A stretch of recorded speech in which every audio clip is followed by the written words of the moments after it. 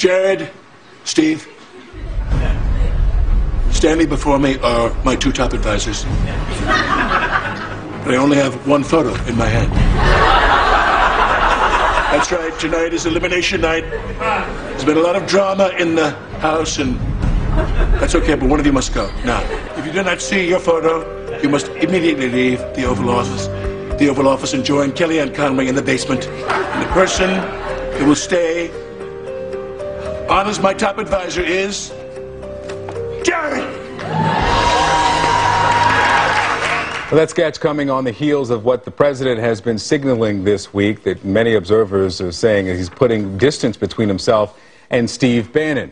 Let's talk about this. Errol Lewis, CNN political commentator and political anchor for Spectrum News, is here, along with Sarah Westwood, White House correspondent for the Washington Examiner. Good morning. Good morning. Errol, you get first question on every SNL conversation because you're the only one of the three of us who's actually been featured on the show. So what did you think? I mean, there is some truth to that. The reporting shows that there is this feud, and things are getting pretty contentious. Yeah, you know, the reality is our cousins in the comedy writing business actually are pretty good, and there are a number of people who come out of political journalism and go work for late-night comedy shows, including SNL. And it does, in fact, reflect what the reporting also reflects. And whether you're looking at the Washington Post or the New York Times or Vanity Fair has a great profile, there's a lot of infighting here. And the infighting actually matters in this case. It's not trivial and it's not just a joke, because you've got a president who did not come in as part of an established political movement. He wasn't he was never elected to anything. He wasn't part of an organized sort of political force. And so the personalities and the personal agendas within the White House matter more than usual, and watching this fighting going on actually does tell you what policy is going to look like coming out of this White House. Yeah, Sarah, you're there at the White House. How close is this to a breaking point? Well, there are a group of Trump's supporters who are increasingly worried about Bannon losing his influence within the White House, because even though Jared Kushner advocates for more centrist positions and potentially encourages Trump to pursue more compromises, he's politically inexperienced. And some of Trump's supporters, some in his orbit, are worried that Kushner vastly overestimates the likelihood that Democrats are going to work with Trump on anything. So even if Bannon is ousted in some sort of shakeup coming in the West Wing, there are still populist voices inside the White House who could advocate for Trumpism, such as we have Stephen Miller, who came from Sessions' office in the Senate, Sessions himself at DOJ, Mick Mulvaney at the OMB. There are populist voices in the administration. But Bannon is the face of that ideological faction, and his demotion would be a sign that maybe Trump is moving away from that particular ideology. The face of that ideological faction, Errol, does a loss of Bannon lose the president potentially those supporters?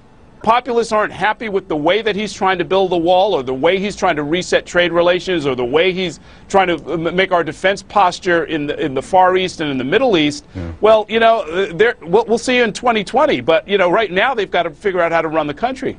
Sarah, there's a lot of talk, or there has been over the last several weeks after we watched what happened in Syria and Afghanistan and now North Korea, about the search for a Trump doctrine as it relates to foreign policy. But as we look at domestic issues, these two men are very different.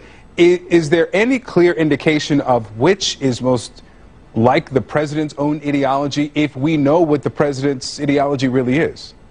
Well, all we know about President Trump's ideology is that he's ideologically flexible. What he wants more than anything is to just get things done, and he doesn't really care about the details of how you get there. And I think healthcare was a perfect distillation of that.